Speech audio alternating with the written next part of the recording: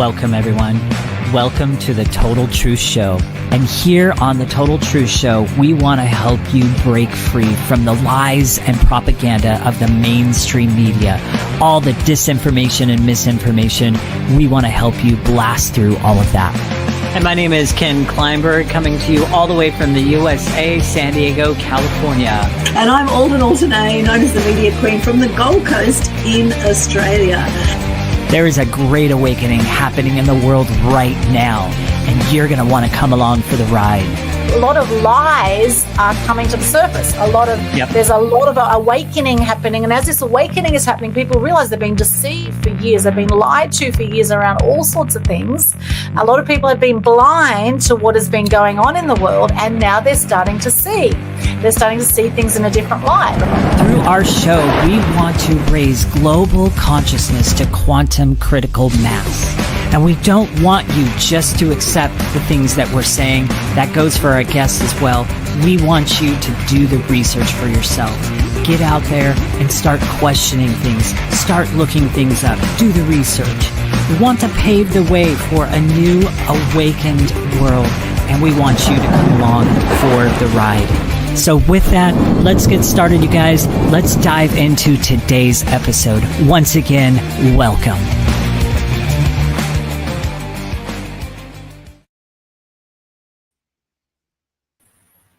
Welcome, Total Truth Show, episode 100. Can you believe it? Amazing. This is a fantastic collaboration that started during the whole pandemic. Ken and I met online at a networking event, and here we are, 100 shows in. My co-host, Ken Kleinberg from San Diego. How are you going today, Ken? I am doing amazing, doing really amazing. How are you? Fantastic. Thank you. And as you can see, we have some fantastic guests with us today. We're going to be chatting about the truth about freedom.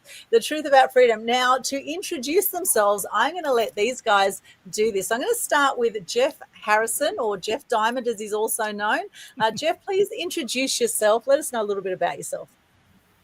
Hi, Geoff Harrison. Currently on the Gold Coast. I'm a professional entertainer and media professional. 45 years in professional media as a journalist, as a presenter, as a travel writer, also as a professional magician, entertainer, and work around the world, usually based in Amsterdam in Europe, and around 3 or 4 months of the year in Australia. So that's about my overview. Fantastic. Thank you, Geoff. And Geoff, actually, we met about 20 years ago when I was a journalist at the Sun newspapers. And Geoff's mum said, "You've got to meet my son." And at the time, Geoff was doing a whole lot of magic on the Gold Coast. And we read a whole lot of stories about Geoff. And we've stayed friends all these years and done so many amazing projects together. So it's fantastic to have you here, Geoff. Welcome aboard on Total Truth Show, episode 100. Now, let's go to Dame Rita Rose to introduce herself. Great to see you, Rita. Hi everyone, my name's Rita, Dame Rita Rose. I'm in Sydney, based in Sydney, New South Wales. I'm a motivational mindset coach. I also have a magic school in Sydney, a children's entertainment centre, and I'm also a designer in cosmetics, shoes, a lot of gifts. I've got over 1,000 lines in my shop, and they're all my designs. So I love working with people. I love people in general, and thank you for having me today. Thank you, Rita. Great to have you here. Rita and I have known each other since 2017 or so. We met through a speakers event or speaker training through a group in Sydney, and stayed friends. And awesome person. Great to have you here, Rita. Thank you so much for joining us today. And let's go to Linda Morrison next. Now, Linda just interviewed me on her Art of Listening show, and she comes to us from Melbourne. Welcome, Linda. Hi, everybody. Thanks for having me here. Thanks, Aldwyn and Ken, for letting me be in the room. It's what am I? Ageless Body Formula, Ageless Body Goddess. Literally have transformed thousands and thousands of bodies over the years through gyms, behavior change, success coaching, and chiropractic offices over the years, but been online for 13 years. We've developed over 500 online courses. But actually, I am obsessed from my early studies, which is in psychology and sociology, about helping people forward and how they get great businesses, but also sustainable ones in a truthful way. So many people can get a job, but the ones I get to work with are often entrepreneurs, and I think they're in the room. Wonderful. Thank you, Linda. Great to have you here. We've also known each other quite a few years, so it's been a great journey with you as well. And Linda is one of our members of our Mass Media Mastery Program as well. She's an awesome human being. Now let's go to Terri Brinston next. Terri, transition expert. Let's hear from you. Hello. Thank you for having me. I'm Terri Brinston. I'm a registered nurse. I'm coming to you from Michigan, Detroit, Michigan. So I'm so excited to be on here. Thank you so much for inviting me, Ken. I am a registered nurse, as I said. I'm the CEO of My School Nurse. I help schools to understand their medical related issues and make sure that they can provide support for our students holistically while they're in school. I'm also the CEO of the Nurturing Wellness Group Foundation, where I help young people to reach their full potential. And so I'm excited to be here, and thank you for having me. Fantastic. Great to have you here, Terri. And everyone here has actually been on Total Truth Show before, except for Geoff. So Geoff's a special guest coming to us today. Hasn't been on a show before, but we've had all these guests before. So if you want to find out more about them, then check out the previous episodes. Let's go to Melinda Richards now, the author of You Can't Say That. Melinda, great to have you here. Please unmute yourself and we'll hear from you. Thank you.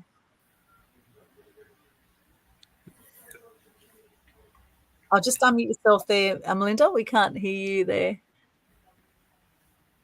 Don't you love that? Yeah. You can hear me now, I'm sure, because of course I did the right thing earlier and muted myself, but now I have to take your instruction. Congratulations on the 100 shows. I just wanted to say that the world has changed a lot since you guys started out, and you've been a part of the Great Awakening, so congratulations. 100 shows is a great milestone. Yay. I'm not going to say too much about myself. I'm now an author. You can't say that, but I'm just a businesswoman. I own several businesses, and I started writing the book when I started to realize that the world wasn't quite going to be the place that I grew up in, and also heading down the pathway, we were looking very, very wobbly. There is hope now, of course, but it's going to be a long journey, and I want to be part of that journey. And hence why I am now coming out and doing some public speaking. I've written a book and have become a little bit more public in my social media about getting us all back on track. Thanks again for having me too, by the way. And just a point of clarity, so the title of the book can bring a little bit of misunderstanding. So she's an author of the book, Can't Say That. That's the actual title of the book. So just in case if anybody might have gotten confused with that, because for a split second, I was like, wait a minute, what did she just say? And then I was like, oh, that's the title. That's right. So yeah, so just to clarify that. So and the reason why I called the book that, originally the book was called Liberty Lost, because we were losing our freedoms, our freedom of speech. I think everyone here today would understand how worried and concerned and frightened we all were that we were heading down this path. And for 10 years I kept hearing people, probably longer, say to me just in conversation, oh, Melinda, you can't say that, you can't say that. Political correctness was just covering our heads. And so I changed the book's title to You Can't Say That, because I kept hearing it. I love it. I love it. Perfect. Awesome book too. Thank you, Melinda. Great to have you here. Let's go to Karen DeLoach next, and then Leanne Clune. Thank you so much for having me. This is a treat. Congratulations. And I'm like Melinda, as a visual artist and an art teacher. Freedom and freedom of speech is so important. And I'm a conservative Christian minister. And it's like our voice wasn't allowed to be heard if you didn't agree with that political correctness. That's right. So this is so wonderful what you guys are doing. I met Ken first and just found we had so much in common and agreed with so many things. But as a visual artist, I also found out that art is self-therapy, wellness through creativity. I've gotten into the podcast world as a guest to just share the message that we are all creatives. So that is the freedom I hope our listeners can also enjoy. Thank you, Karen. Great to have you here. Love your energy and spirit. Welcome, welcome. And Leanne Clune. Leanne and I are doing an amazing book called Fear to Freedom right now. We have some awesome authors in there, including Miss Rita Rose herself is here with us, one of our authors. So Leanne, over to you. Please share about yourself. Thank you so much, Aldwyn and Ken, for having me on the show again. Really enjoy your show and what you guys stand for, and you're making such a difference in the world. So amazing. So thrilled to be here. I'm Leanne Clune. I'm a wealth alchemist and a business legacy coach. I also own a publishing company, as Aldwyn was saying, called Radiant Books. And it's my mission to elevate entrepreneurs who are building a legacy.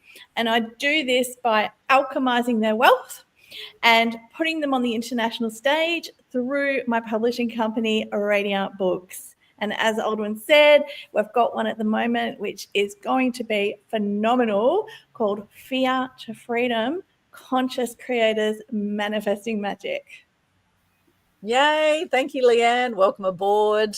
Another one of our Mass Media Mastery members as well. Great to have you here, Leanne. Now, the topic, the truth about freedom. And interesting that our book is also called Fear to Freedom. And freedom has been a hot topic lately over the last few years, particularly as so many people had their freedoms shut down, taken away. People felt very constricted. We know a lot of people were wearing masks through this time and felt that they had to wear masks because it was mandated, and, you know, social distancing and all of that. A lot of people really suffered mentally during this time the last few years. Mental health issues have gone through the roof. In fact, 4 times the suicide rates is what we've seen now through COVID, through this whole period.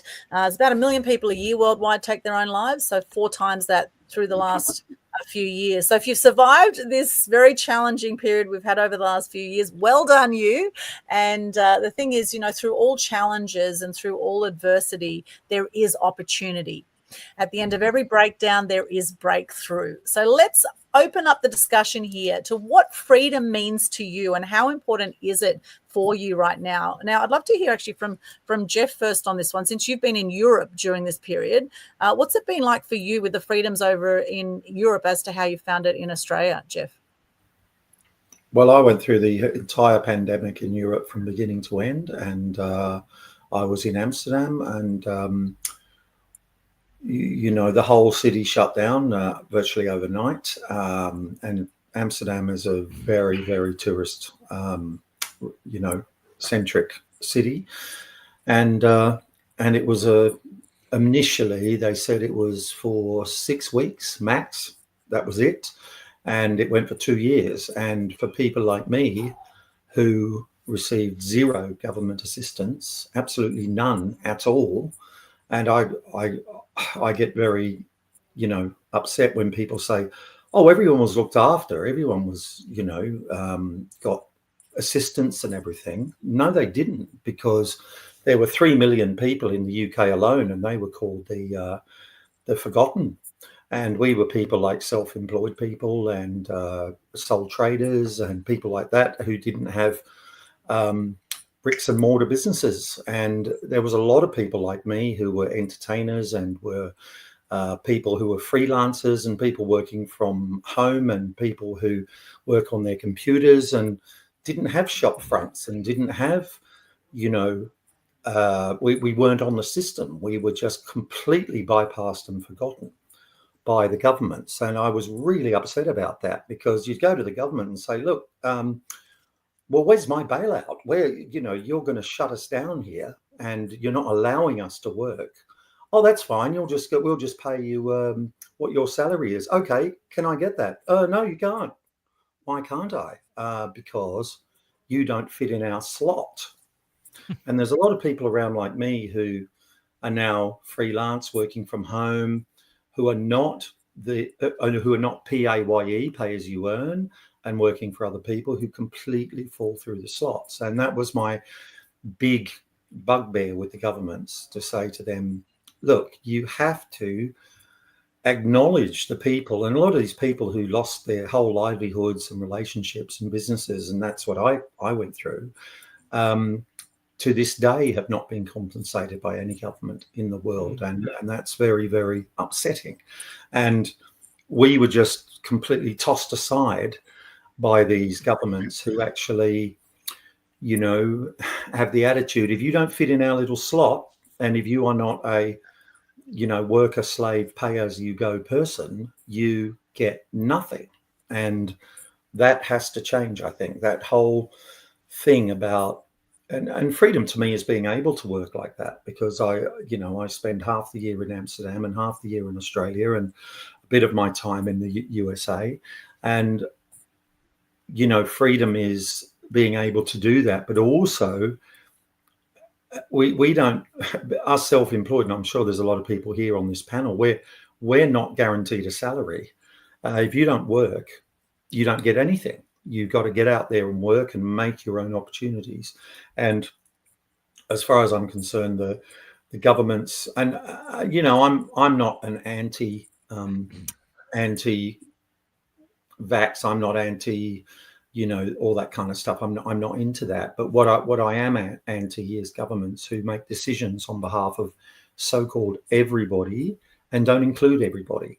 And that's where I stand on that. So, you know, freedom to me is being able to do my own thing and get around the world. And I've done that all my life, basically. And I was in the corporate world for a long time, running my own radio stations, employing other people. And now when I'm semi-retired, my freedom is being able to go where I want, when I want, and do what I want.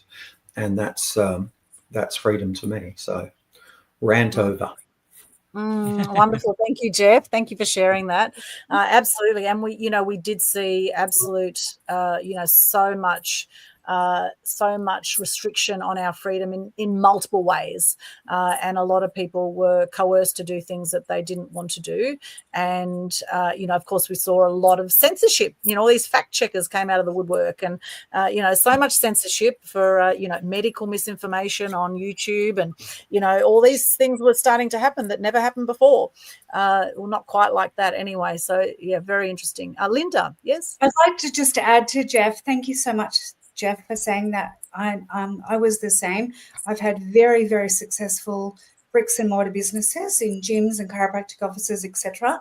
13 years ago, I became a single mum, and I had to learn to bring all of my wares, my intellectual property, online to make money. I've done a very successful job in doing that.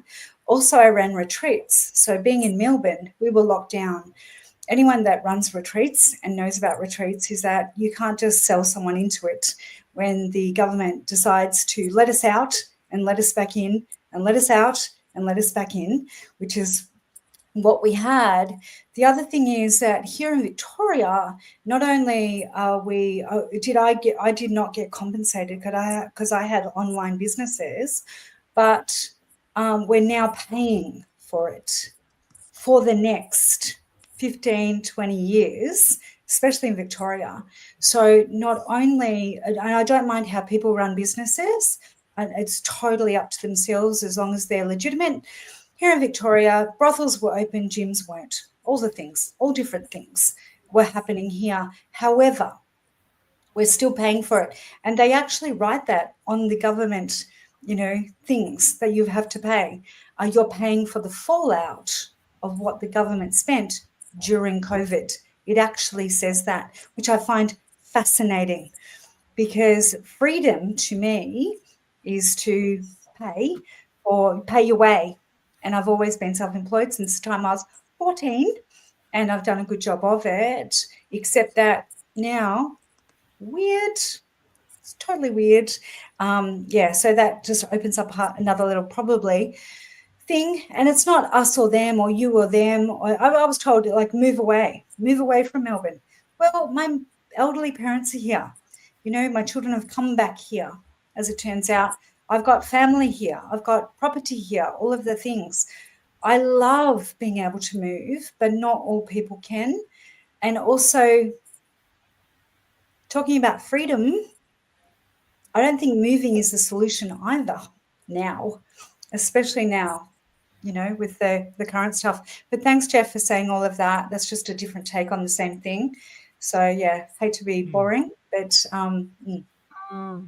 Yeah, and Linda, 262 days of lockdown Melbourne had, and it was absolutely horrible what went on But we there. all know you can't open a business on a Sunday night being told what to do for Monday morning. Whether you're a massage therapist, someone who, is an entertainer, you can't do bookings that week if you're locked down to be told Sunday night whether you can work or not work, no matter what you are. Yeah, thank you, Linda. Yeah, thank you for sharing that. I'd love to hear from Terri, Terri and wants to pop in and then next. Rita. Yeah, thanks. Thank you guys for sharing, and I can definitely sympathize with you. Being in the U.S., we lost just a different perspective. We lost about 3.28 million people, and for the pandemic, and I was actually I had COVID in the very beginning, and it hit me really, really quick. Went into the hospital. I was on the ventilator for 3 weeks. I was in the hospital for a month, and it was very devastating. Not only, for me, but for my family because they couldn't contact me. They couldn't see me in the hospital. I always say my husband dropped me off at the door. Where no one could go into the hospital. It was like a military setup outside the hospital. Nobody could go in. It was just horrific. But he dropped me off and I didn't see him for a month later. And so definitely the inconveniences of, shutting down our world and the things that, we're used to, going to work and impact by the financial strain, um, and just grateful to be alive. I am an author as well. I wrote a book about my story. It's called Grateful for the Journey, Surviving COVID-19. And so I can definitely sympathize with the lack of income potential, but I can definitely relate to the impact of the pandemic on human life. My freedom is really related to Galatians 5:13, which is for you, brethren, have been called to liberty. Only do not use liberty as an opportunity for the flesh, but through love serve one another. And so true freedom to me is found in serving others. And a month worth of receiving life-saving, care and support is definitely a staple for my philosophy or my feelings towards it. Thank you, Terri. That's very powerful. And of course, gratitude's such a great way to shift your energy. You can't be depressed and grateful at the same time, right? Terri, where are you in the US? Which part? I'm in Detroit, Michigan. I'm actually in a suburb from Detroit. Yes. Beautiful. Thank you for sharing, Terri. That sounds amazing. Now, Rita, I know you want to add something here. Yes, I was pretty much the same as Geoff, Linda, and Terri. I have had my own business. I've never worked for anyone else. I've always had my own business, and I started off all these companies, and I had 5 companies under the one roof pre the pandemic, and I thought, wow, that's my freedom. I can go into work whenever I want and work at whichever company I want to work at, but it's all under one roof. So I had each section set up for a different company, and open the shop at 10 a.m. in the morning and would finish at 7 p.m. every night. And then, Aldwyn, I'm pretty much a medium in my own right, and I just had this inkling that we were going to be shut down, and I thought to myself, one morning I went in. Usually I've got half a dozen to a dozen people waiting at the door at 10 a.m. And this one particular morning, there was no one. There was no one at the door, and I thought, what's going on? But I was paying rent, so I'm paying thousands and thousands of dollars to keep this open. And you're making good money. If you're not making it in one business one day, you're making it in the other. So it all pans out. So that particular morning, I looked at myself in the mirror and I thought, what are you doing? This is not what was planned.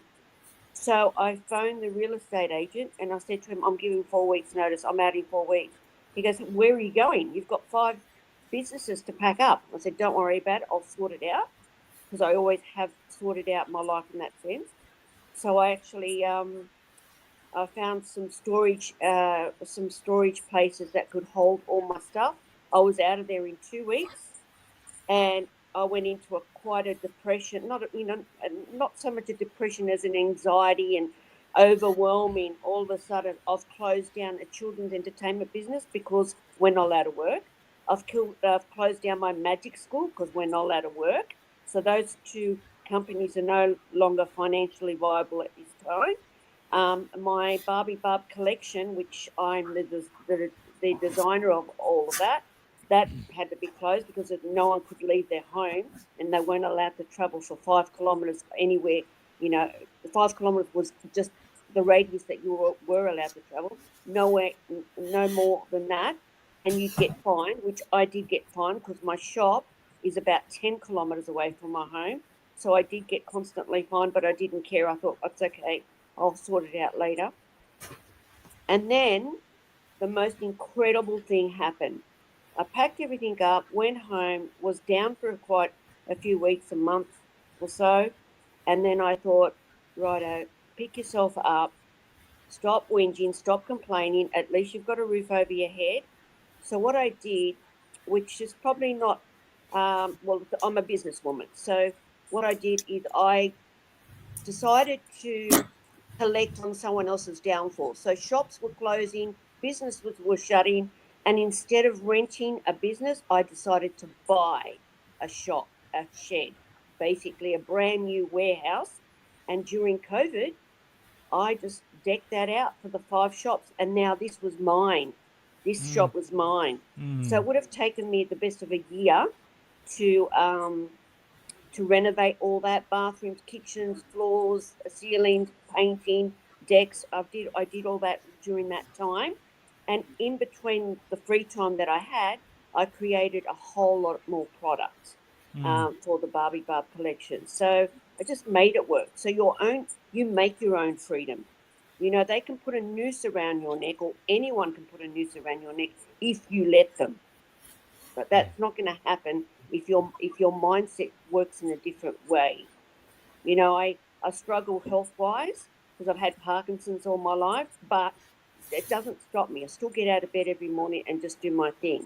That, for me, is freedom. Being able to get out of bed, be my own boss, go to work and do my own thing without anyone interfering, and being the boss of who I am. Yeah, amazing. And that's what you call turning lemons into limoncello, right? Exactly. That is very, very cool, and well done there. And it was amazing what came out of this whole time. Some people absolutely thrived and prospered.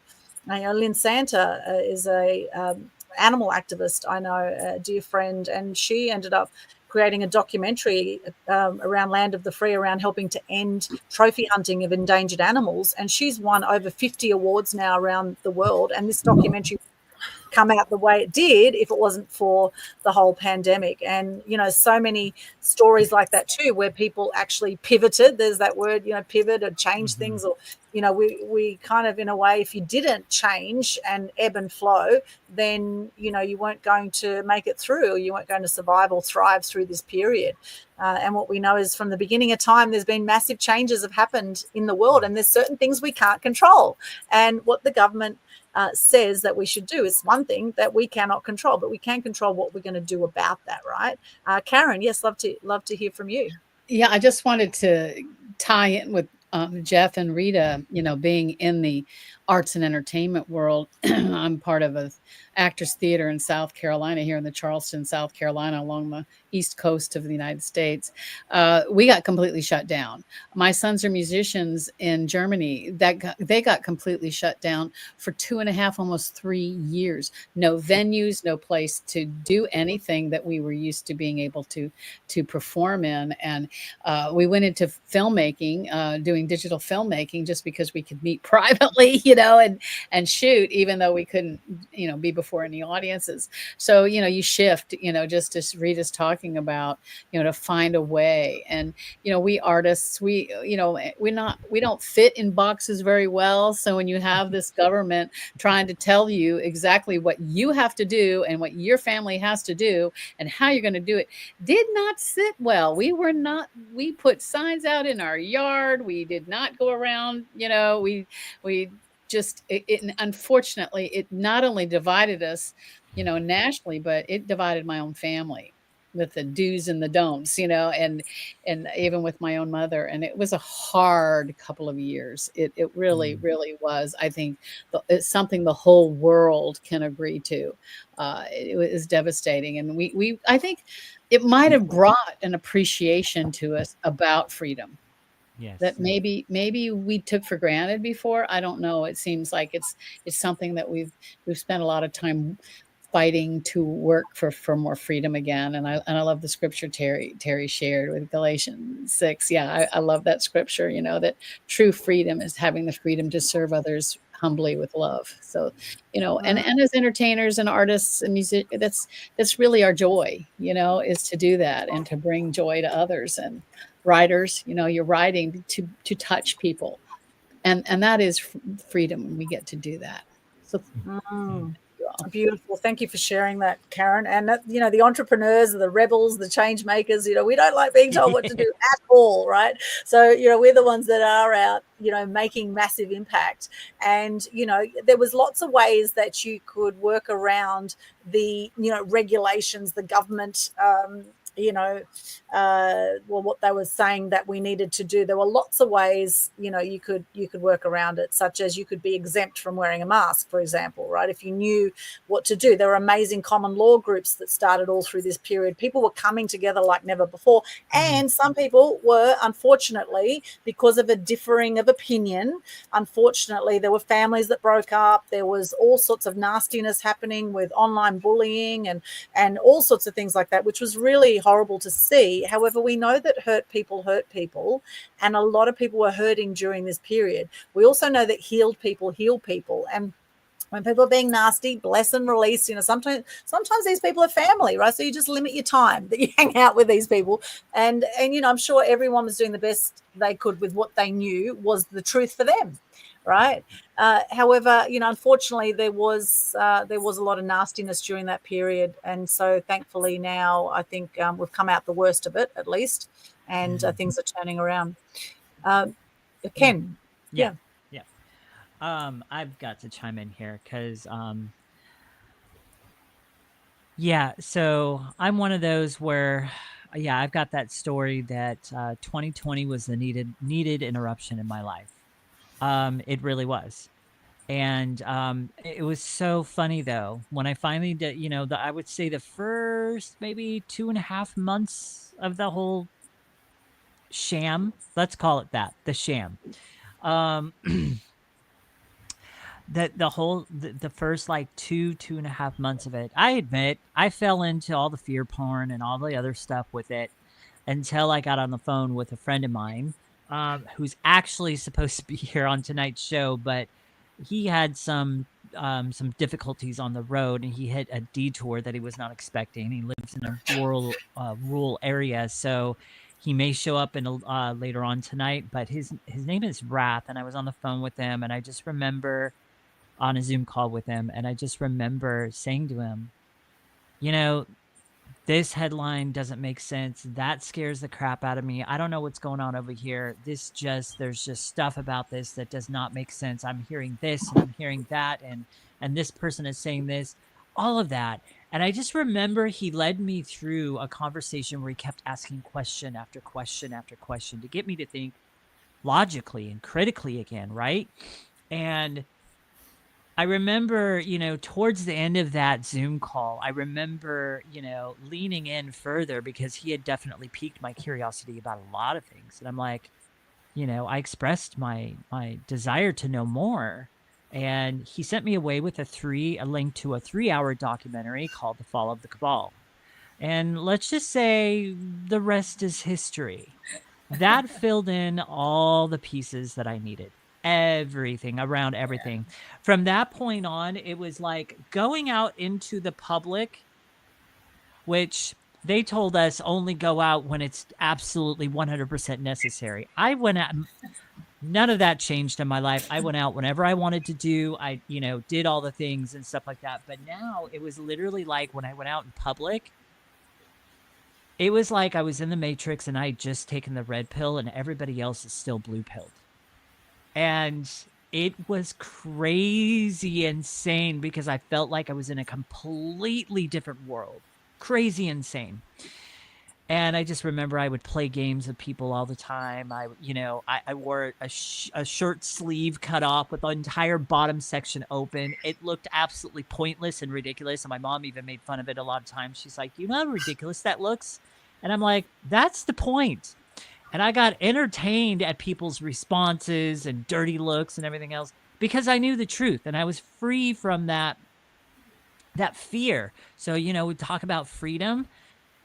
Knowing the truth sets you free. And then, so summer of 2020 is literally when I launched my brand and company, Mastery Weight Loss. It's when I started doing a lot of deep dives. It's when I discovered that the health, wellness, and food industry is not for us. It is literally bent on profit, and they don't care about our nutrition. They don't care about our well-being.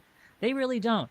And it became then my passion to expose that and then give people the truth to be able to give the power back and the freedom back to people in their food choices and in their health. That is what I stand for now. That's what I'm passionate about. Freedom means that to me, much more than that. But in regards to what I do and setting people free from that, that's what it means to me. To get out there and help people be able to step away from a system, a food system, a health system that has enslaved them for so many years. And many people don't know that they've been enslaved. And so that's, being able to do that for people and set them free in the midst of the mirage that's out there, that means the world to me. So that to me, setting people free and giving people power back, that's what freedom means to me. Tony, I'll get off that bandwagon now. Thank you for sharing. I would love to hear from Leanne next and then Melinda about what freedom means to you. And I will also give you the AI overview of what freedom means. According to the AI world, it's the power or right to act, speak, or think as one wants. So as you want to act, speak, or think without being controlled, limited, or restrained. Okay, that's the official AI definition. Okay, so Leanne, what are your thoughts? That's interesting, Aldwyn. And being in the finance world for so long, when COVID hit, I'm on the Gold Coast. When COVID hit, I instantly lost over $35,000 worth of business because I was in the traditional mortgage broking space and financial planning space at that time. And the lenders were instantly changing their policies, right? Because there was so much unknown.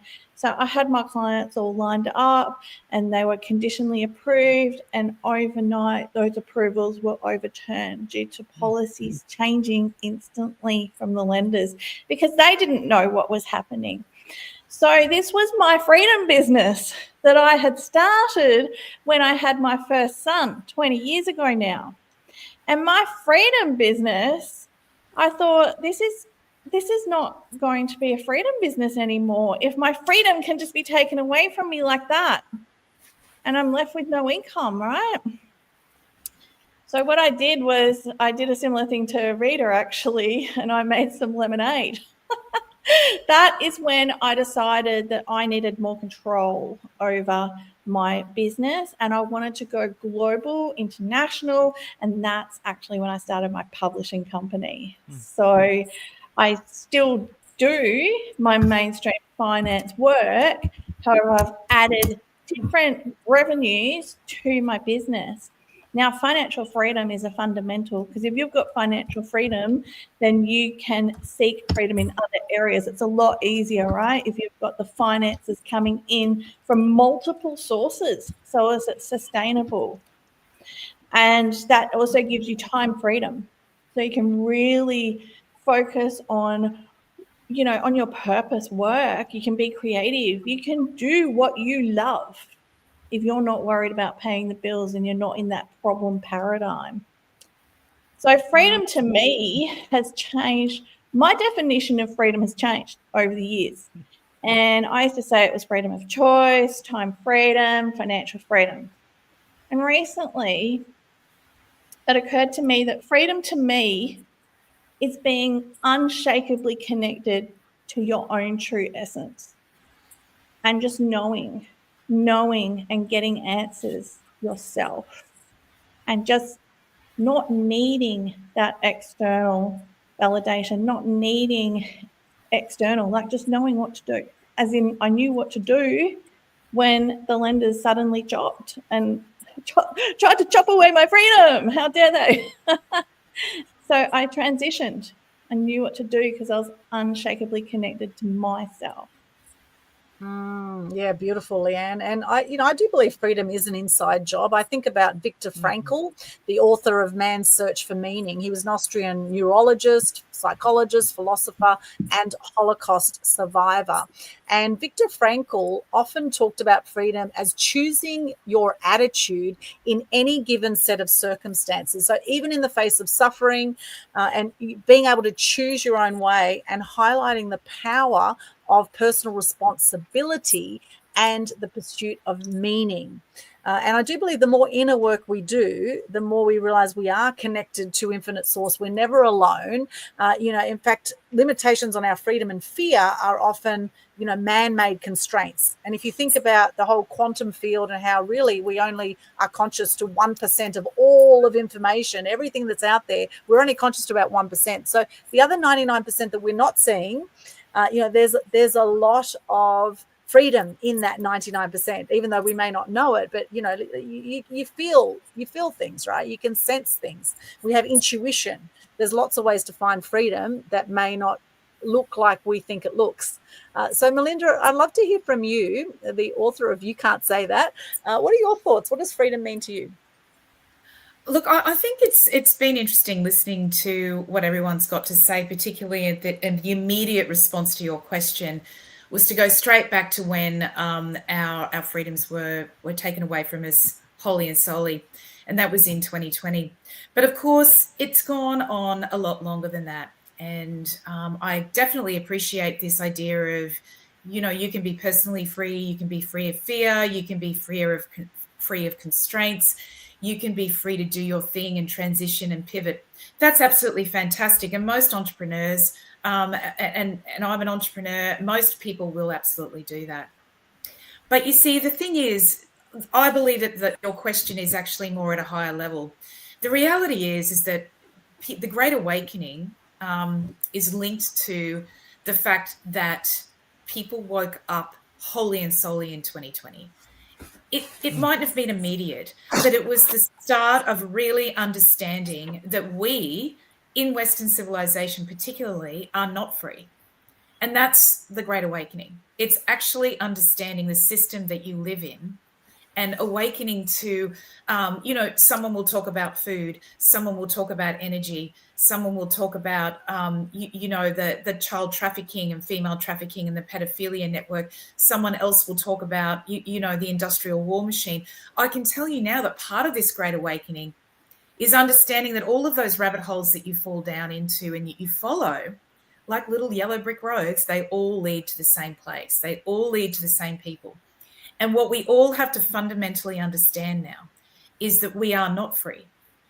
We are free internally, exactly what we were talking about earlier. We're free to have our own thoughts and we're free to make our pathway to an extent.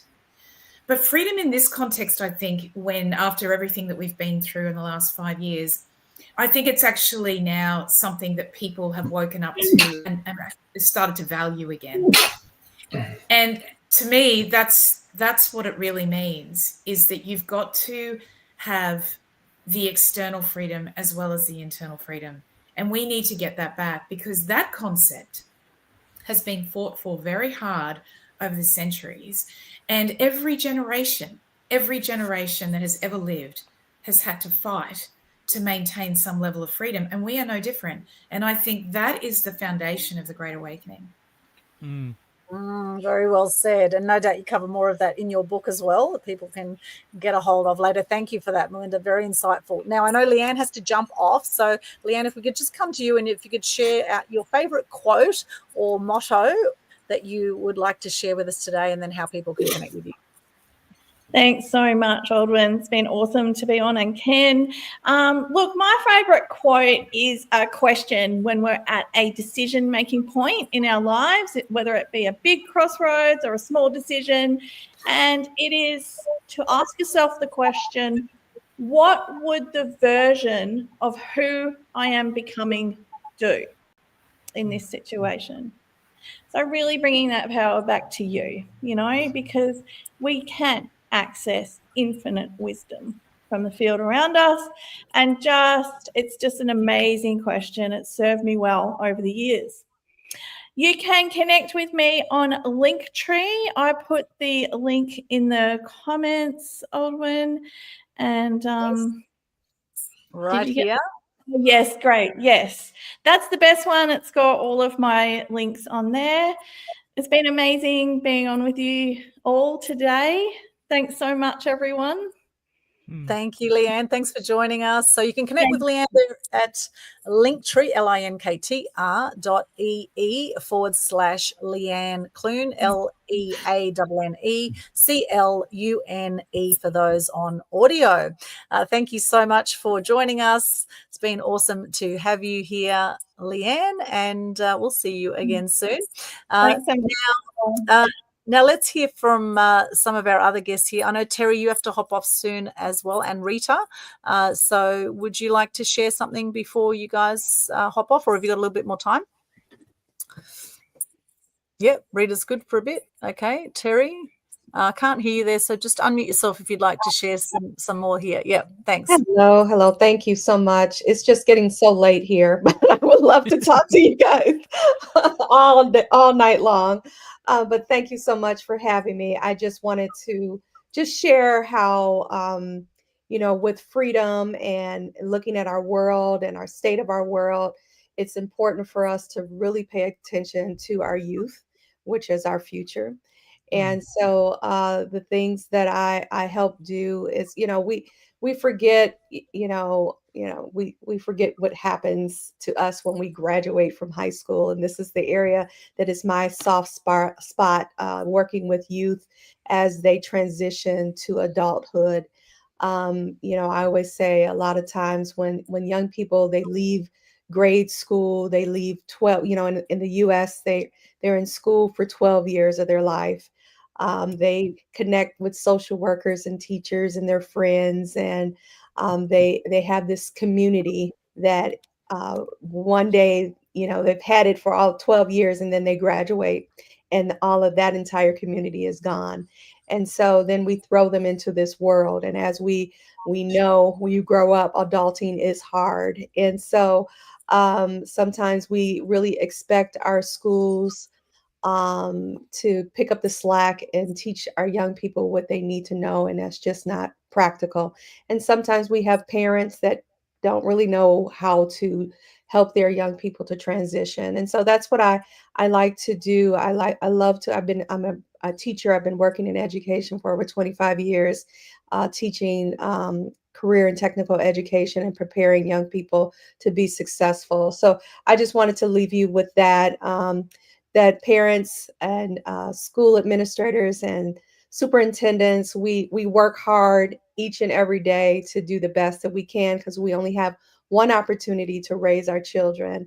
And that's one of the things that I do, is I help with that transition piece. And so if you need to reach out to me as an administrator so that you can help your school to truly be able to support the youth in that health and holistically, or work with parents who need support in helping their child adult and transition to be an adult, you can reach out to me at terribrinston.com. So thank you guys so much for having me. And Terri, do you have a favorite quote or motto you'd like to share with us? Oh, goodness. I think I shared mine with dealing with dealing with just being able to serve others. That is something that I just hold so passionately, because I have been people have served me in so many ways, and I've embraced how it has helped me to grow into the person I am today. So just be nice. The world is hard. There's enough negative things going on in our world. Sometimes we have to just smile and be nice sometimes. I know it's not realistic to always have that eye in the spot, the pie in the sky type of attitude. But, we get up in the morning and we walk into this world. There's enough negativity, it's going to hit you in the face as soon as you walk out the door. So be a blessing to someone when you can. Love that, Terri. Thank you so much for joining us. Right. Thank you for having me. Terri, it's been a pleasure having you tonight on the show. For the time that you had to be here, I'm so very grateful that you were able to make it. Well, thank you for having me, and You're congratulations again. Thank you. And connect there for those on audio. Terri Brinston, spelled TerriBrinston.com. Now, Rita, I know you've got to run off to a funeral soon, so please share with us any other thoughts around our topic, the truth about freedom today. Well, my truth about my freedom is that I never ever let anyone stop me from doing anything. Legal, you got to go with the law as well. But however, if you're the type of person that says you can't do it, you won't do it. If you're the type of person that says you will do it, you will certainly do it. Look, I've always been a fighter. I've always worked hard. Some days, well, not now, but some days I used to work anywhere between 16 and 20 hours in my business to get it up and running, and it was tough just to make some money and get $1 in the bank. And I was just coming to the prime of my work and my shops at the time. I'd got so many awards globally. You're raking in a lot of money, and then you get shut down. But you can either die and cry, I always say, or get up and walk. And I think in life, if you're the boss of yourself, and you're doing things for yourself and not for anyone else, but you're doing them for the good of yourself and your family, you can't, and you've got to be, you've got to be able to work. I don't do 9 to 5. I don't even know what 9 to 5 is. I've never done a 9 to 5 job. I don't even know what that means. If anything, I do 9 p.m. to 5 a.m. more than what I do 9 to 5 any other day, because I don't get disturbed by anyone, and then therefore that becomes my productive hours of the day. The other thing I wanted to say is that, I come from a huge family. There's 7 girls and 1 boy, so the 8 children. And during this time, like we're really, really tight. But during this time, there was so much division, divide amongst all of us, because we all had different opinions. We're all very strong-minded. And, you can either listen to all the noise, or you can block all the noise out and move forward to your freedom. My freedom was to block it all out.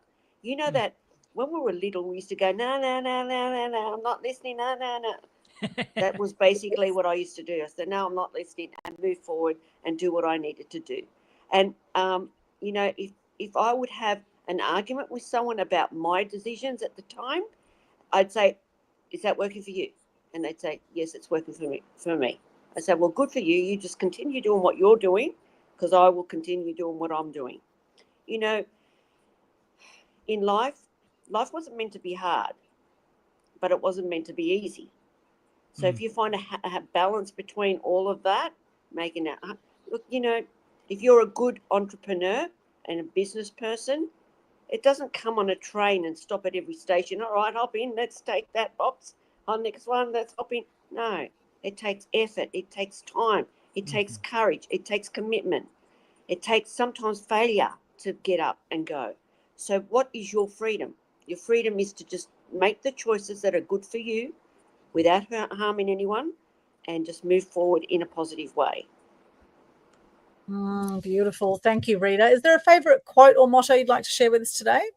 Yeah, I do. I have 2. I have my way to play is to do a good deed a day, and I've been living with that motto, since I was 6. So if I don't do a good deed a day, I don't sleep at night. And the other one is your best smile is the best curve on your body is your smile, and it doesn't cost you anything. It's free. Nice, like that. Very nice.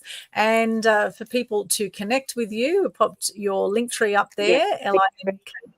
tr.ee/Rita Barb, RITABARB. Where else can they connect with you, and what would people come to you for that you can help them with right now? There's a lot of things. I'm specialising in a lot of things because I get bored very easily and I don't sleep much. So I do specialise in a lot of things. So they could, I am a motivational mindset coach and a hypnosis therapist. I have that business under that roof. I'm also, like I said earlier, a magician instructor. I work globally as that. I also have a children's entertainment company. I have my Barbie Barb collection with over 1,000 stories of product that I have created. And I know that Aldwyn is wearing my lipstick today because I just know it. I know my makeup when I see it. Am I right, Aldwyn? Yes. I've got the red peacock costume. It's vegan lipstick, and I love it. I've actually mixed two of yours together today. I've done a combo. Yeah. It's all vegan. And my beautiful husband has a real estate and finance business under that same roof. So, you can find me on the Linktree /Rita Barb. I'm under Dame Rita Rose on Facebook, Insta, or you can just shoot me an email at info@barbiebarb.com.au. Beautiful. Thank you, Rita. Anything else you want to share before you hop off to your funeral? Just want to thank both of you, Aldwyn and Ken, on this massive milestone, and thank you for including me in your episodes, and thank you to the panel today. You're absolutely incredible. I really appreciate you very much. You're welcome. We appreciate you. Thank you. Thank you for giving us the privilege of being a guest. So we really appreciate you making it to today's show and being a part of episode 100. 100. Yes. Yay. Awesome. Thank you, Rita. Thank you so much. Now, who else would like to share something about freedom? Who's dying to share here? We've heard from all of you now. Geoff, let's go to you. Just unmute there. Yeah, I did a very interesting trip last year to India, filming there, and it was my first time to India. And I got hired by a Ayurveda health resort in India to do some filming for them. And it really was an amazing revelation for me, because this place, you just cut yourself off from everything. There's no internet allowed. There's no alcohol. There's no, not that I drink much anymore anyway, so it didn't really make any difference. But it was vegetarian. It was lots and lots of meditation, yoga, just sitting around doing absolutely nothing, looking out at the southwestern Arabian Sea in a place called Trivandrum, which is southwest India. And their whole attitude about freedom, and especially possessions, really, really opened my mind, because having been on the road as a magician really for the last 25, 30 years, and before that on the road as a radio announcer,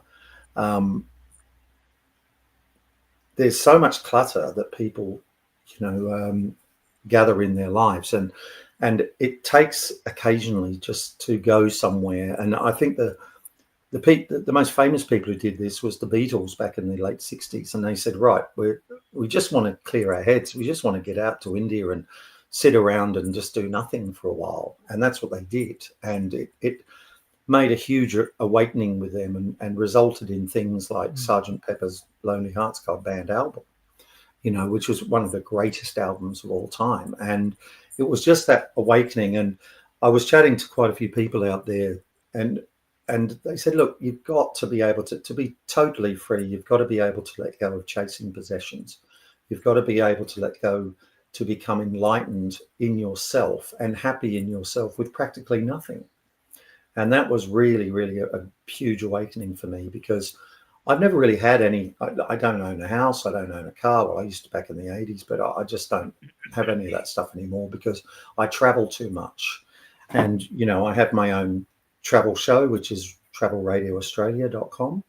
And I just go around the world and interview interesting people. And that to me is total freedom. That to me is being able to do what I want to do, when I want to do it, and also to expose other people's stories. And Aldwyn has been fantastic in putting me towards people, you know, who are tremendously interesting. And speaking about book authors, I just spoke to Jack Smilelli a day or two ago, who was one of Aldwyn's suggestions. And what a fascinating lady, you know, talking about how the beginnings of vaudeville in Australia and all that kind of stuff. And she's written books about this, and just being able to highlight onto other radio stations, because radio stations now take my program, which is an hour every month, and rebroadcast it around Australia and around the world now.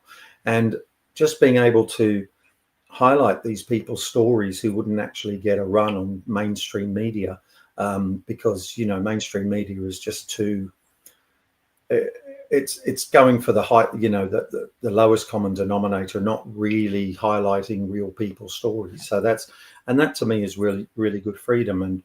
And my quote, and I'll just put it down here, is from a lovely lady called Mae West, who was a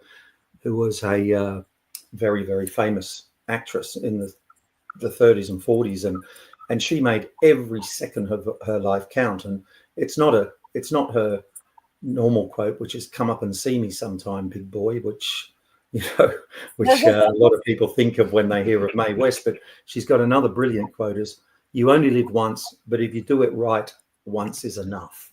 And that's a direct quote from Mae West. Wow. And that's really, really powerful for me.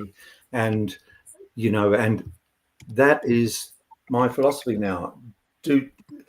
You only need one life. Just make your one life tremendous, and make your one life count, and make your one life helping other people and helping to get other people's stories out there. And being an ex-mass media journalist and now doing my own thing, I'm very lucky to be doing that. And health and health is the second most valuable thing you can have. Health and freedom to travel, I think, are the two biggest things you can possibly have, and everything else is irrelevant.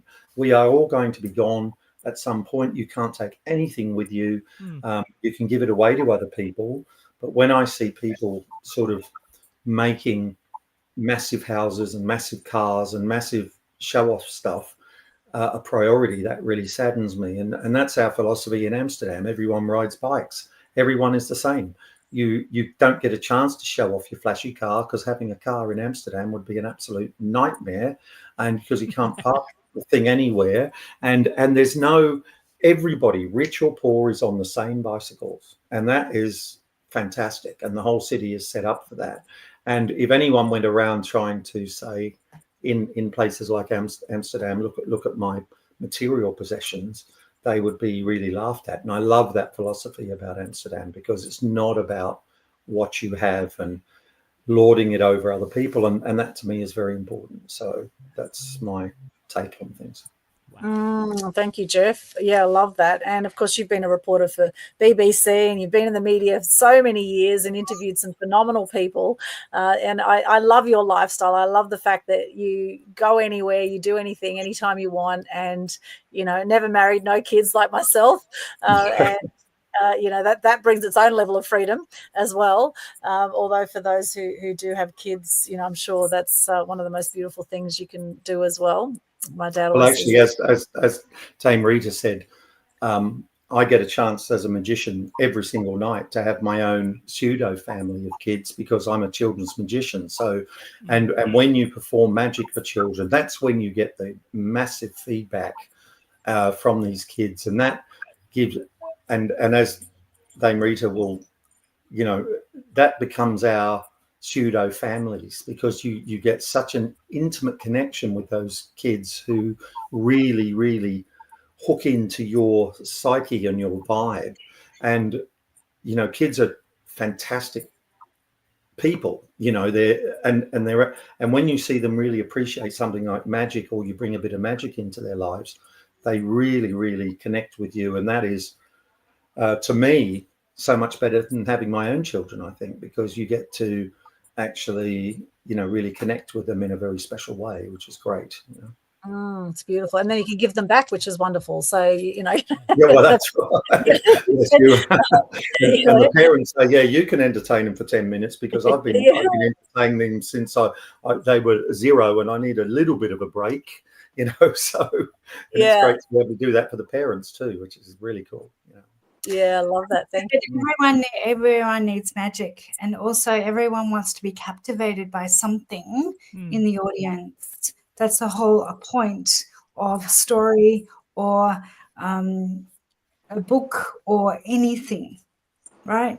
They need to be captivated by something in the moment, and you're in the moment. So if you're giving magic, of which, by the way, I'm not that interested in, but I'm right there if it's in the room.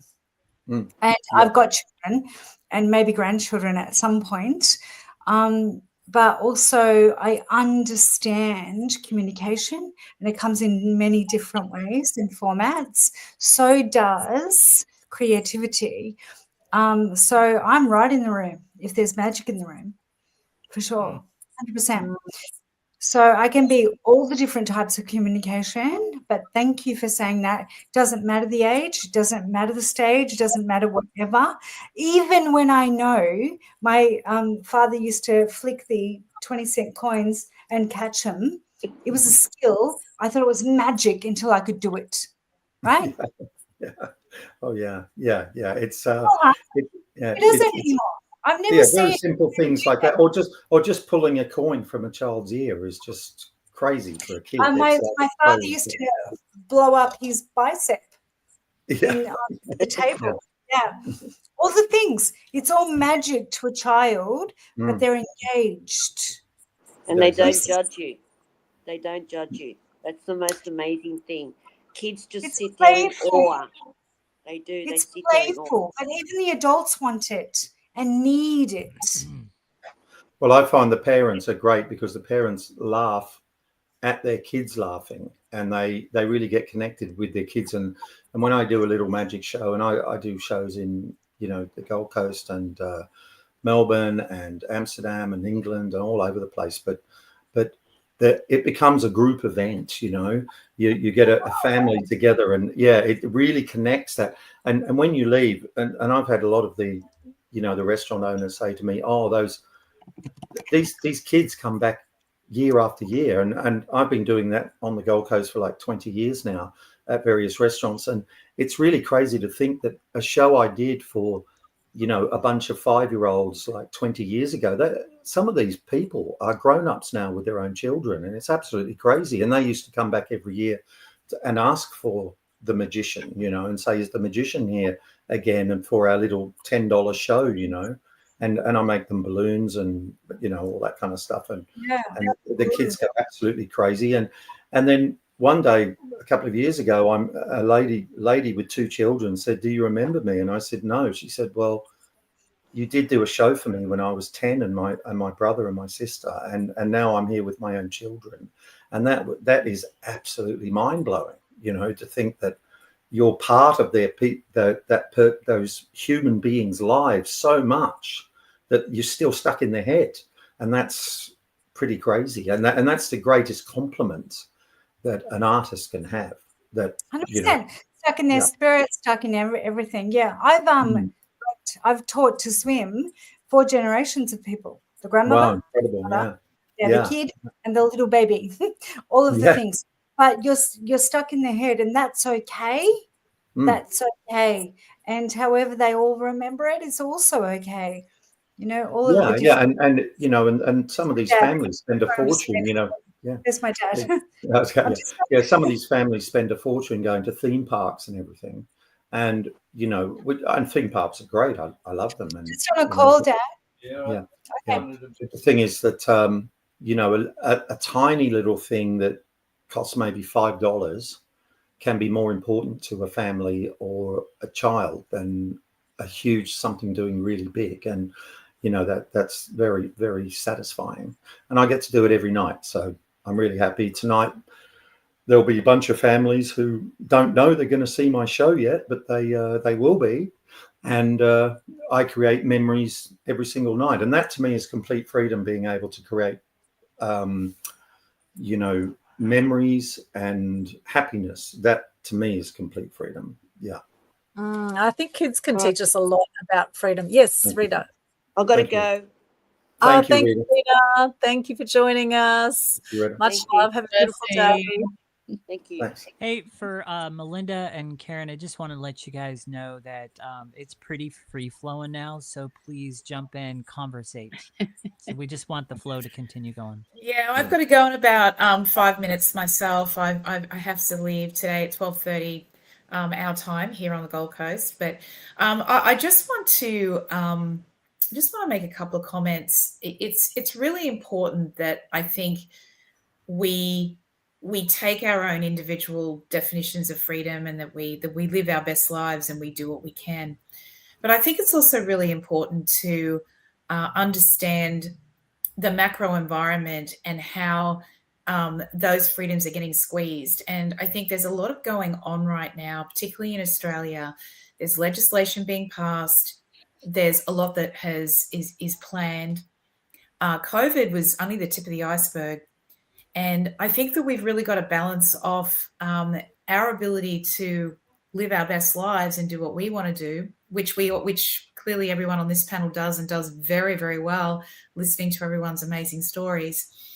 But we also have to make sure that we leave the world a better place than when we arrived. And that includes making sure that the model of our version of freedom is passed through to our generations. And right now, the news is not good on that front. We are not leaving the ability for everyone in particularly Western society to live their best lives the way that we did when our generation was born. So it's always great to feel really positive. That's why it's that's not to interrupt you, but I just got to insert this. That's why it's important to realize we are the news now. That's right. And when you say, and when we talk about freedom, we must, at the top of that tree, we must at all costs maintain freedom of speech. It is just as much everyone's right to be able to hear you as it is for you to be able to speak. And if this is such an important topic, and it is so fundamental, that if those freedoms are being eroded, and they're still being eroded. Now, yes, people like Elon Musk, your show, hundreds of other shows and podcasts that have sprung up, particularly in the last sort of 7 or 8 years, and a lot in the last 5 years. This is absolutely essential to maintain, but it also needs to keep pushing the boundaries and be bold. And when I say that, it means talking about the things that I guess what I'm saying is people are still afraid to talk about. And don't be afraid of being called names. Don't be afraid to use this platform to have people on that are going to say boldly and wholeheartedly what's actually going on that no one else wants to say out aloud. Because when you do that, you give other people permission to agree with you, to hear you, and to take their own knowledge, put all of that knowledge on the table, and then come up with their own views.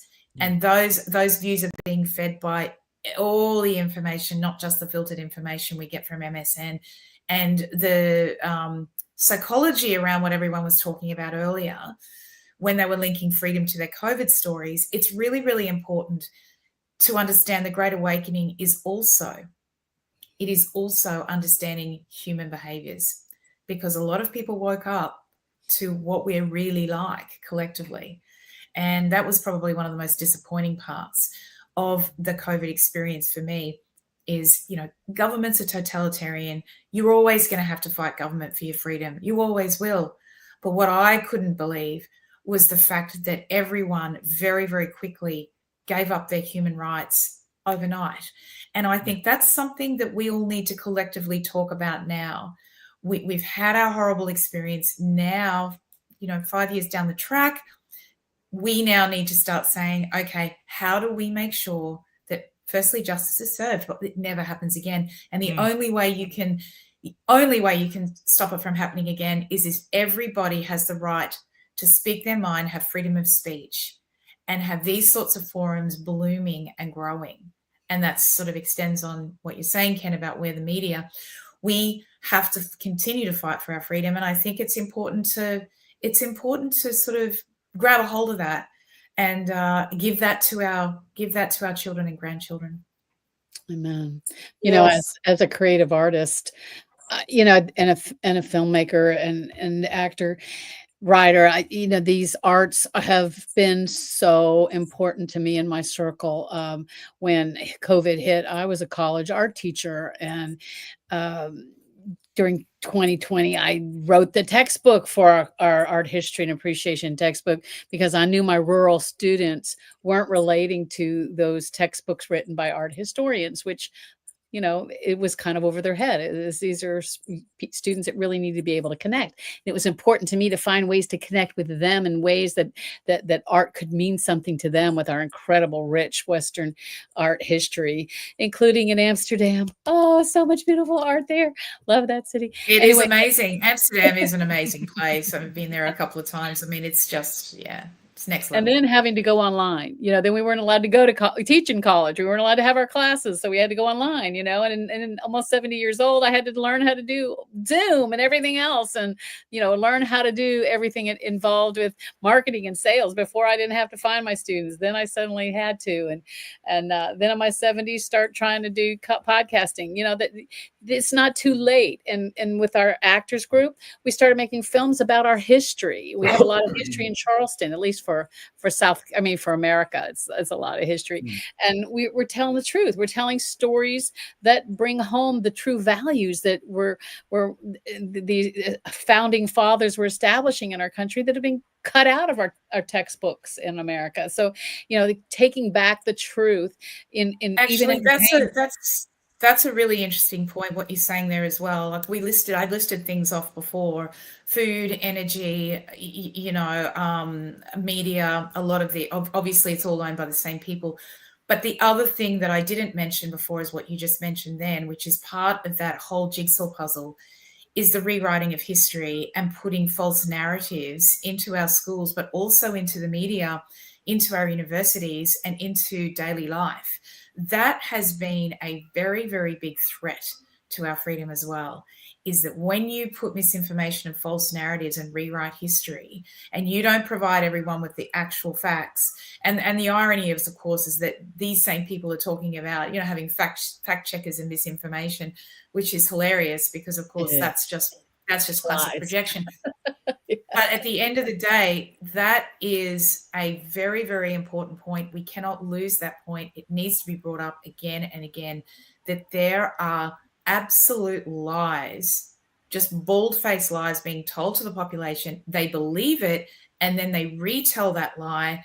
And when you're retelling that lie, it suddenly starts to become this sort of truth for people. And there's a lot around that, particularly in American history and what's going on around the world with narratives around world history and Europeans versus the Arabs and the slave traders. And there's so much information going on right now that we, as also on these platforms, we must keep presenting the actual facts to provide perspective and to provide actually what's going on in our history, because where we came from is who we are today, and where we're going to is making sure that we recognize the core values, and they are being eroded right now because of that misinformation. It's true. Well said, Melinda. Now, I know you need to hop off. Have you got a favourite quote? I do have to hop off. I've just enjoyed this so much today, and listening to what everyone has his beautiful stories, and thank you very much for having me on. And I do have to go. Yeah. I have to go to a meeting at 12:30. I'm sad that you have to pop off. I mean, it's just like the last, I guess, the last 20, 25 minutes as this has blossomed into a unified conversation. I've just been sitting here in the moment, just just relishing all of it, all. That's okay. You just have me on again. Just invite me back. I'd love to come back. I'd love to come back. We'd love to have you on. Favorite quote or motto before you go, Melinda? Oh yes, I do have one, and it is definitely one of my favorites. I'm going to have to read it out to you. Excuse me for looking down. Just let me get that. It is actually one from Winston Churchill, one of my most favorite wordsmiths and orators in history. The truth is incontrovertible. Malice may attack it and ignorance may deride it. But in the end, there it is. Love it. Thank you, Melinda. And of course, people can connect with you on your website, melindarichards.com, MELIND. Very easy. Richards, RICHARDS.com. And of course, get a copy of your book. It is awesome. You can't say that. Love it. Thank you so much. Any final words before you jump off, Melinda? Look, I just think that, when you get great groups of people together and you get the energy flowing, you cannot underestimate the lift in people's vibration. I had a bit of a tough morning. I've come on the show. I feel 100% better. The vibration and the positivity from everyone are amazing. When you're hanging out with like-minded people, even when it's digitally like this, you can never ever underestimate the benefits of that. We need to do it more often. I keep telling and the greatest thing and the only good thing, two good things that came out of that horrible period between 2020 and 2022 is that I made more friends than I lost, and I had the Great Awakening, and I also have understood a lot more about positivity, vibrations, and the universe and the connectivity. So it's been everything, as we all just talked about earlier. Get the positive stuff out of the negative. Make the lemonade. Make the lemonade. Yes, or the limoncello. Thank you. All right. Thank you so much, everyone. Thank you. Bye. Thank you. Check out Melinda Richards' book there. You'll see right there, melindarichards.com. Awesome book. You can't say that. Get your copy. And, our environment is so important, and getting into gratitude wherever you can. Such a simple thing. What are you grateful for today? Let's chat about that. What are we grateful for today? Let's go around and chat. Who wants to share? What are you grateful for today? Let's shift the energy here. Get into gratitude. And this is what the Global Good News Challenge is about, by the way. I'll start with it. So first of all, I'm grateful for everyone that showed up tonight, and I'm grateful for just this very moment. As I shared, I've been sitting here just relishing as the conversation bloomed and everybody was kind of just sharing and flow and everything. I just sat here and sat back and go, I am a part of a very special time in history right now. I've been a part of the Great Awakening. I'm part of the ramifications of that right now, as we've got our 100th episode, and we've got people on here that are like-minded and are just having unified conversations together. I am blessed beyond belief with all of that, and that the Lord allowed me to wake up. He woke me up, gave me a message to share, gave me, gave me something that I get to take to people and set them free. All of this, came from that time, and we're a part of that history. We're a part of what's being written right now as our new history, and we're a part of that. And it's such an amazing moment in time and in history. So that's what I'll share there. Thank you, Ken. Appreciate that. All right. What are you grateful for? Let's go to you, Geoff. Well, I'm grateful that I'm back in Australia, and I'm back on the Gold Coast in Australia, which is my second home after Amsterdam. I'm so grateful for Amsterdam because I got there in 2001. And I just fell in love with the place immediately. And I think Karen will appreciate all the fantastic art that we have in Amsterdam. And I've hung out at I've been there for 24 years, and I've been I'm now a Dutch resident, and just being able to walk around a place like Amsterdam, feel the energy of that city from an artistic point of view, and people get totally the wrong idea of Amsterdam. They think, oh, it's girls in windows and it's coffee shops and that's it. Well, that's about 1% of Amsterdam. That's 1%, right? That's like saying, okay, the whole of New York is Brooklyn. Well, there's a lot more to see than that, you know.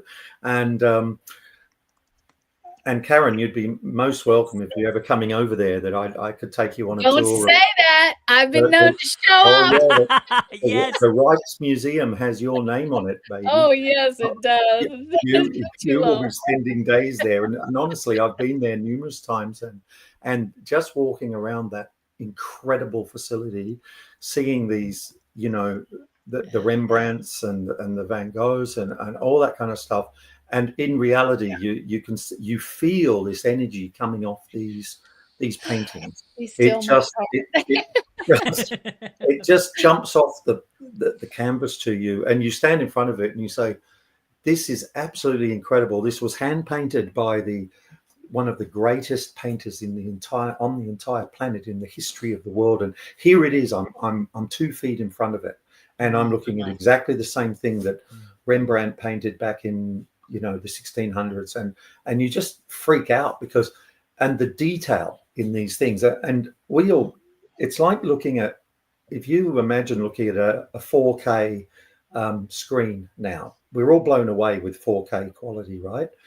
These paintings look like 4K things, and they were painted like, you know, and the detail is absolutely incredible. And you're thinking, this is just one guy with a set of brushes and some paint who has created reality, total reality, just like a 4K image on a 4K TV screen. And this is what concerns me also about the younger generation. They're missing out on a lot of this stuff by being stuck with their heads in their phones, to say, hey kids, there's another reality. It's in 4K. It's called your 2 eyes. All you have to do is look in front of you, you know. And they're saying, oh no, but there's all this great stuff on my phone. You say, yeah, but you're missing out on the actual real stuff which is in front of you. And that we all managed, you know, we all got to experience that when we were all growing up, because we didn't have phones to look at. We didn't have any of that. I remember television coming into my house, black and white, with this big, you know. Yeah. And now a lot of the teach events classical art. I mean, that's I teach how to draw. It's one of my books, How to Paint. And we're going back to those classicists because, you know, I went to school during the age of the abstract expressionism. And, you know, sure, it's a legitimate style, but they don't know how to draw. They don't know how to paint. They don't know how to mix colors. And a lot of it is just pure crap. And it's going for millions of dollars. And those of us that love to paint people and scenery and life and the beauty of creation had no market, had no marketplace. I mean, I was given terrible reviews to the point where I couldn't finish a painting for 20 years because of the negative feedback from my professors, because I wanted to paint what I could see. They didn't give me any training. I had to take lessons from somebody who'd been to the Art Institute of Chicago way back when to get the skills that I needed to do the kind of work that I wanted to do. So, you know, I think that it's a lost art. You know, we're talking about our history. We're talking about beauty and the things that make our culture wonderful and engaging forever, that we want to make an impact. And the visual arts, the media, the entertainment, these things are reflect our culture and who we are as a people, you know, and those are things that are universal. There's universal truths. There's universal beauty that is enhanced by the variety of people, the variety of culture, the variety of nations. And it is beautiful to me that God went to a lot of trouble to give us 10 different fingerprints. All of us have different ears. Why would we want to be the same? It doesn't make one hill of bean sense to me. We lost common sense. It's like, come on, give us common sense. And so the arts, the music, my sons are musicians in Germany. During COVID, they gave me wonderful, beautiful little grandbabies that are 6,000 miles away. Now I have a newborn that's in my home. So I got another son, just had his wife had a baby. So, you know, passing on everything that's in us to this next generation, whether it's as an entertainer or through media, it's a beautiful thing. And I just want to say congratulations. Thank you for the honor for being part of your 100th episode. We love Ken. Ken is a personal family favorite around us because we found those truths, those big truths, and uncovering even the ugly and the awful to realize we gotta fight to get back the truth to be established for us and for these next generations. And I've got to share something. So, this is a song that I wrote a long time ago, and then recently I've come back to visit it, and I started to kind of, I started to, the original version, I started to put music to it instead of just the words and lyrics. And then because of the fact that times have changed, the old lyrics that I had on here, I was just like, I wasn't resonating with them. So I completely revised this. And so I'd like to just read off to you guys the lyrics to this. And we're speaking of art. This is also art. So this is called TikTok. Tick-tock, tick-tock. So the clock goes this night. Time is slipping away. Time is slowly beginning to fade. Tick-tock, tick-tock. So the clock goes this night. Their time is slipping away. Their time is beginning to fade. Old paths and old ways, they begin to fade. A venture begins this day. Old ways begin to fade. A new awakened path. The corrupt will fall to wrath. This dark age will pass, and we will be free at last. Together we unite. Together we fight. This evil establishment will fall to banishment. Out of this dark age and into God's light, the future of fellow patriots will be bright. Where we go one, we go all. The corrupt will fall.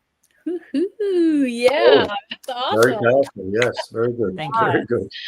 Very nice, very nice. Love that, Ken. Thank you for sharing. Now, we do need to wrap up shortly. We've been chatting for 90 minutes already. Unfortunately, Rath has been held up. He hasn't been able to join us. So sending love to you, Rath, wherever you are. And no doubt we'll get you back on a future show. Now, Geoff, you did share your favourite quote or a great quote there earlier. Now, what's the best way for people to connect with you, Geoff? LinkedIn at the moment. If you just look me up, Jeffrey, I've put my LinkedIn link there. Hang on. I think you got it earlier. Did you get it there? Look up Jeffrey Harrison. I'll pop that up here in a minute. Yeah, I've got it here actually. So yeah, people can find me on LinkedIn. I do most of my stuff on that. I am on the socials, but LinkedIn is the one at the moment because I move around a lot, and Facebook and Instagram, I'm also on there, but at the moment they're sort of rechecking my phone numbers, and because I move around so much, if you change your numbers, they get a bit funny about it, and I had to redo my photos for them and all that sort of stuff. But I'm on. If you just search Geoff, you can also get me on geoffdiamond.com, which is my will take you to my show reel, which gives you all the information about my work as a magician around the world and how I started off in Las Vegas in '96 and have been performing magic ever since then. So on a professional basis. So yeah. Yes, and very, very good. Absolutely brilliant sleight of hand magician. Love your work, and you always make people smile and laugh. You always have a lot of fun, Geoff. I love your whole style of magic as well, which is brilliant. So yes, get along. Check out geoffdiamond.com, geoffdiamond.com, GEOFF. And that's Diamond, DIAMOND.com. And check out Jeffrey Harrison on LinkedIn. So Geoff Diamond, of course, the stage name, Jeffrey Harrison, the birth name. Yes, all-round legendary person. So grateful for you, Geoff, and all the journeys we've been on over the last 20-odd years. It's been fantastic to stay connected with you all that time and to follow you on your journey and see some of the exciting things that you do. You've got a little 007 act there as well, haven't you, that you do? Can you share a little bit about that? Yeah, we've done 2 James Bond tribute parties in Europe. I did a couple in Switzerland in the Swiss Alps, and we created an event where we invite about 100 people, and everyone dresses up just like James Bond characters. So all the girls are in, cocktail dresses, and all the guys are in black tie, and we have Aston Martin cars out the front, and we have our Bond girls. We have our beautiful Bond girls who welcome the guests and show them to the bar where they can have their martinis and shaken not stirred, and they can have their pictures with the girls holding our fake guns with silencers and all sorts of stuff like that. And we do a whole show where when people are having dinner, we have baddies burst into the dinner and kidnap one of the guests and carry her out. The baddies jump in, and then we give everybody give everybody lanyards with 007 license to kill IDs, and they're all numbered, so there's only one 007 who gets special privileges and all that kind of stuff, and whoever picks out the 007, whether it be a man or a woman, gets to rescue the damsel, the kidnapped damsel, and drag her back into and take care of the baddies and all that kind of stuff. So it's quite amusing, because you don't know in these events who are actually our actors and who are the guests. We got about 10 actors dressed up who walk around, who are part of the whole show. So it's quite amusing. So we've done a couple of those, and that's called the Agent 007 parties. And they're quite amusing. It's like a tribute event to the whole 007 theme, and you feel like you're really in the movie. It's pretty crazy. Wow. Really Dinner fun. theater in action. Dinner theater. Yes. And Ski TV, of course. You've done many episodes. Could you share a little bit about Ski TV and, of course, Travel Radio Australia as well? Yeah, skitv.tv is my streaming TV channel. You can go to skitv.tv and check that out there. And that's a skiing channel, and because I spend a lot of times in the ski resorts filming for Ski TV and various other people, because I'm a professional filmmaker. And also travelradioaustralia.com, I produce an hour of that every month, and we broadcast on radio stations around the world, both in Australia and elsewhere, and that's free it's on the Acast platform. So it's if you just go to travelradioaustralia.com, it will actually jump you straight through to our programs that are archived. So we've got about 200 hours on there that you can listen to, and we produce a new hour every month, and we do 5-10-minute interviews with very interesting people every month from all over the world, not just Australia. And next week I'm doing a whole 6-hour trip from 7 hours from the Gold Coast to Gladstone, where my family are moving to, and we're stopping all the way up the east coast of Australia, weather permitting, to interview interesting places like the Ettamogga pub and all these really fantastic Bundaberg rum distillery and all these fantastic places, on the coast. So, and they're all like 5 to 10 minute interviews that will be featured on Travel Radio Australia over the next few months. Yeah, so pretty crazy. Yeah. Very exciting, Geoff. We'll have a very safe trip up there. We will be following your journey on social media, no doubt, or check out some of those sites there, skitv.tv, and, of course, travelradioaustralia.com. Check it out, Acast there as well. And if people want to come onto your show, they could just reach out to you on LinkedIn. If they want to, you do 10-minute spots, which 50 or so radio stations can pick up on this radio segment that you do. Yes. Like even Karen, we can do a spot with you, a 10-minute interview about who you are and what you do and all your fantastic things you do with students and all that kind of stuff. And that for us is great for Travel Radio Australia, because and you get heard on stations. We just picked up one station last night or yesterday called Bayside Radio, Mornington Peninsula in Melbourne, who will be featuring our show every Sunday, every first Sunday of every month, and tons of radio stations are picking up our program, so that's great. That would be an honor. Thank you. Love that. And Aldwyn put me in touch with you. Yeah. Fantastic. Yes, Travel Radio. So basically, you don't have to be in Australia to be on Travel Radio Australia. No, our shows are from Australia and around the world, and that's you'll hear it on there. And if you have a listen to the program, you'll get a feel for how we do our interviews and stuff. Check it out for sure. Yeah. Wonderful. I've received the invitation. I accept. Oh, great! And you're also invited. I'm actually a registered tour guide in Amsterdam. So when you come over, Karen, I'll And give we you do a tours of Charleston if you ever want to come to Charleston, South great. Carolina. Oh, yeah, that'd be great. Karen, I think easily. God's opening up the doors for you. I mean, he keeps throwing more reasons why you need to go to Amsterdam. Oh, yeah. Oh yeah. Well, my art tour, I do a combined art and canal cruise tour. So we do the canal cruise, and then we go on to the art galleries. And the great thing is that the Rijksmuseum and the Van Gogh Museum are pretty much right next to each other within walking distance. And those two museums you could spend days in. It's crazy, It's been a long time since I've been there. A long time. Oh yeah, it's wonderful. Yeah. I'm glad you thank like you guys for having us. All right, my quote to end us. This is from Albert Einstein. Creativity is intelligence having fun. So that's what we're missing. Oh yeah, that's great. Oh, I love it. I love it. And where can people connect with you, Karen? Karen DeLoach Art at gmail.com. Yeah. Or just KarenDeLoachArt.com is my website too. So we got both those places. Beautiful. Easy. Yeah. Thank you. And that's spelled Karen, Karen, DeLoach, DeLoachart. Okay, at gmail.com or .com. KarenDeLoachArt.com. KarenDeLoach.com. Is it? KarenDeLoach.com. Yeah, beautiful. Thank you so much, Karen. Wonderful. And Ken, what's your quote you're going to share with us today?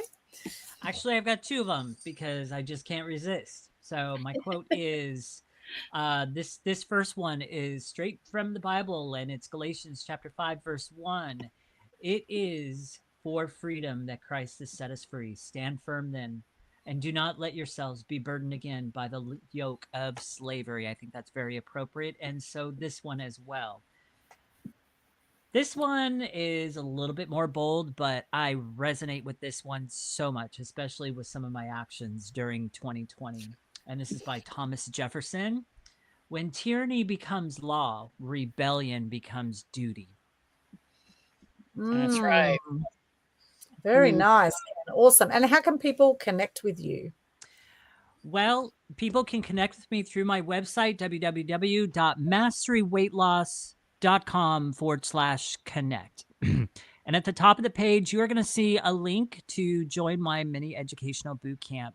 So if you don't know, maybe this is the first time you've seen this show. I've lost 62.5 pounds, and I've kept it off for going on 7 years now, sustainably, all without a diet. And right now I'm giving away my 3 secrets to help you break free from sugar addiction, snacking issues, hunger issues, emotional eating, lose that last 20, 30 pounds, whatever, all of it. In just 3 phases with me, you will be equipped with an empowered mindset shift, number 1. Number 2, you will be equipped to see past the lies of the industry and avoid the common pitfalls. And number 3, you will be equipped to see past the marketing deceptions of this industry. Marketing deceptions, meaning how they package their food. And so I'm not going to go into that here because I'm trying to keep this really quick. That boot camp normally is priced at $197. And right now, for as long as it lasts, it's only going for $97. 3 phases with me for $97. It's one-on-one. You got nothing to lose but those extra pounds. You got everything to gain in the right way. And also, one last thing. So on that link, the Connect page there, you will also see a link to book a discovery call with me. You will see a link on there to connect with me on Facebook. And lastly, you will see a link on there to go subscribe to my YouTube channel. And so there's plenty of ways that you can connect with me on that page. www.mastery, MASTERY, weightloss.com/connect. Beautiful. Thank you, Ken. Awesome. And my quote today I'd like to share with you is the only real prison is fear.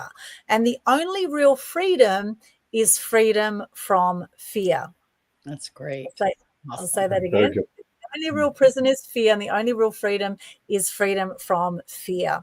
And for those who want to connect with me, you can hop along to hop over here to linktree/Aldwyn, linktr.ee/Aldwyn. That's my YouTube channel there. You can see my Linktree has all of my links. You'll see the Global Good News Challenge, which is free marketing for you, a way to share gratitude and good news, lift your energy, lift the energy on the planet by sharing more good news. And it's a fantastic thing we've been doing since June 2020, actually since COVID. If it wasn't for the pandemic, the Global Good News Challenge wouldn't have started, and we've had people all over the world now do it. So thank you to all of our Good News Crusaders out there. We also have some free media resources you'll find on my website. You'll find our Spotify links, all of our show links for all the different shows, BitChute, Rumble, all the different platforms, Instagram, etc. And I want to thank everyone who has joined us here today from all of our different socials that we've been streaming out to, from Facebook, Instagram, LinkedIn, YouTube, Twitch. We've had a whole lot of people join us. Robin Wilson said, hi, Terry. Hey, Robin, good to see you there on Facebook. On Instagram, we had Suzanne McCarthy that I can see here, Lucianne Sperling Official.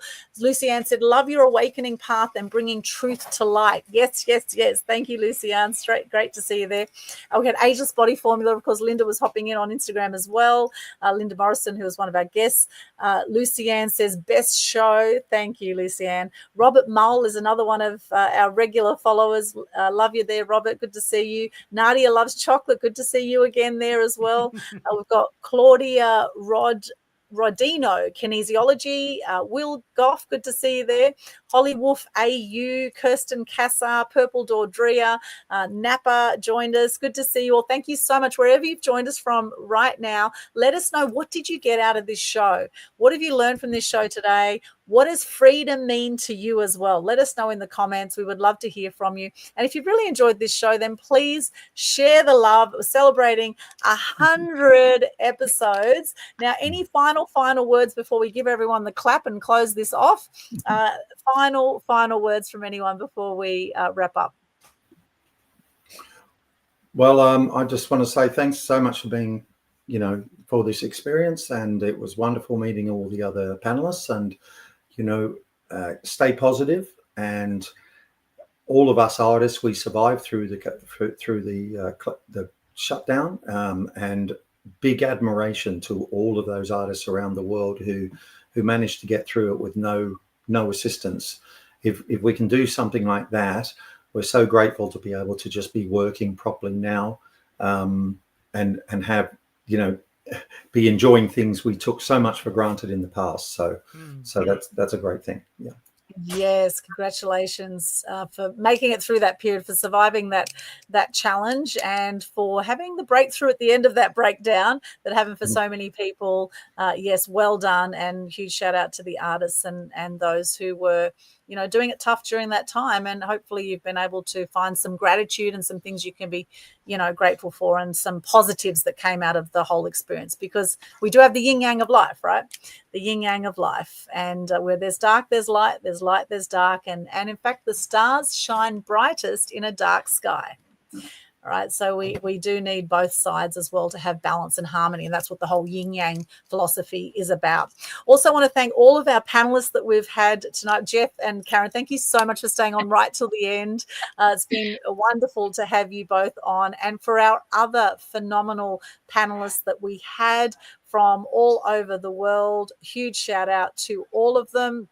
And you'll see their names scrolling along the bottom here. Melinda Richards, the author of You Can't Say That, based here on the Gold Coast. Terri Brinston joined us. Of course, Geoff, Dame, Rita Rose, who joined us from Sydney, Leanne Clune from the Gold Coast, Karen, of course, here, and Linda Morrison. Thank you so much to all of our special panelists, and Rath, sending you love.